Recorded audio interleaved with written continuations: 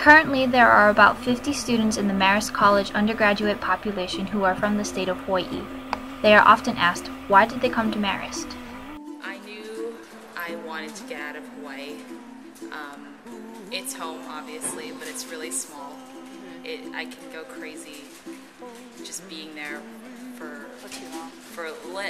And I wanted to explore the world and things like that. Like the academics seem good, and like study abroad, and just so many opportunities here. I came to Marist primarily for a much better education than what Hawaii would have to offer, and I just wanted a different experience. Marist College is a world away from Hawaii. Every student from Hawaii goes through trials and tribulations when transitioning to the new social environment. I've been slowly adjusting into Marist. I would say that the first couple of months here was kind of hard to adjust because people didn't really want to hang out with me, thinking that I'm like one of those odd students. I love it here. You do? Yeah, I do. That's good to hear. I'm slowly adjusting. Are you? I didn't really but slowly getting there. I definitely think my adjustment period is over. Actually, I feel pretty comfortable. Yeah. Here, so especially since I think there's a lot of all my friends are very welcoming, and they're really nice about making me feel at home. During this transition period, many Hawaii students have found that there are a lot of misconceptions about being from Hawaii. I'm not Hawaiian. Yeah, that we're all native Hawaiian. I'm not at all Hawaiian. I have a Hawaiian flag hanging in my room, but that doesn't make me native Hawaiian. Melissa had an experience with a teacher who didn't realize that Hawaii was in the United States. I was so mad. And he's a teacher. And he tried to say Samoa, but couldn't think of the word and said Somalia. Like, I've got questions like, how do you pay for things? Like, what is your currency? I'm like, Hawaii is part of the U.S., guys. We do use, the dollar bills. One thing I saw, they have a study abroad program to Hawaii. I don't know if you take that as a compliment or an insult, but that's a little questionable. You'd be surprised how many people think that we really do surf to school. We actually do live in huts. I'm a resident assistant, and I had a parent ask me when I was going back to my own country. I had a resident ask me if we celebrated Thanksgiving. They just have this skewed perception of we're just this island out in the sea dancing with hula, and it's not true. It's surprising. Really? They ask you. Despite having to clear up misconceptions, the Hawaii students have had memorable experiences. Not the first time I saw a chipmunk or a groundhog or a fox on campus, I was like, oh my gosh, this is the cutest animal ever. I literally ran after that thing with my camera and my phone. It's a groundhog. What? It's a groundhog. Are you kidding me? No. Oh my gosh, I see it. The subway system, I find that to be super exciting. The Hawaii students have also noticed many cultural differences.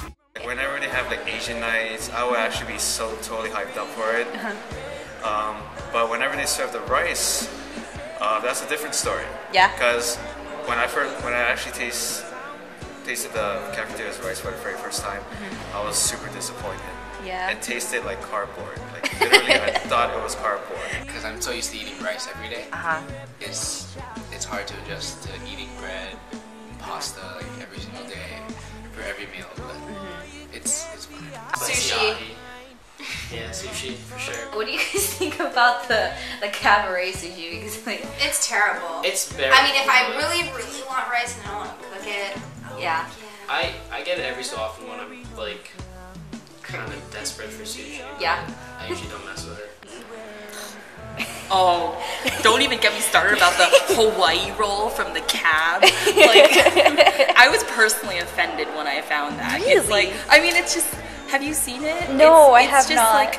It's Hawaii. It's labeled Hawaii roll, and there's nothing Hawaiian about it. Well, there's one what thing is to it? put pineapple in it, but they didn't. But it's just a random assortment of sushi with some kind of tuna with cucumber, avocado. It's kind of like a California roll, but with little whatever's in it, and there's like nuts on it, I think, maybe. I might be making that up, but it was just like, and it's covered in this like multicolored sauce, which I don't understand. Like, where's the connection to Hawaii? Yeah, like where did that come from? Yeah. People live life faster, I feel like, on the East Coast. Like, I even notice it in the fact that I walk a lot slower than everybody here.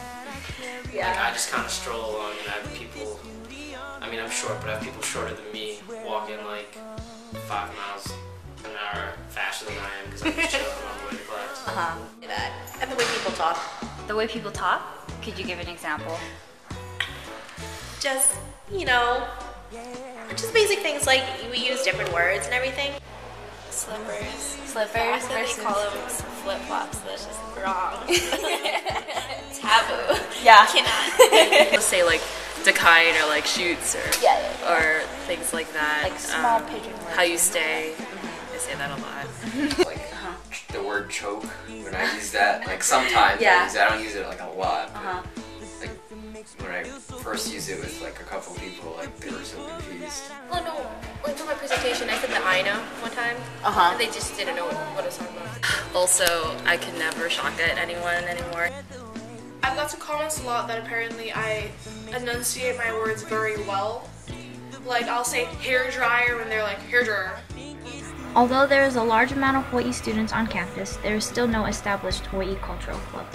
Basically, when I went, they were like, "Oh, this is a great idea. Like, let's talk about it." So I went and I talked to them, and they told me that I couldn't start a Hawaii club because if I started a club that was based around a state, then every state would want a club. Like, they were like, "Yeah, they're gonna want to start the New Jersey club and the Connecticut club." And I was like, "It's a little different. Like, I understand each state definitely has its own culture and stuff, but like, it's a little different because we're coming from an island in the middle of the Pacific Ocean."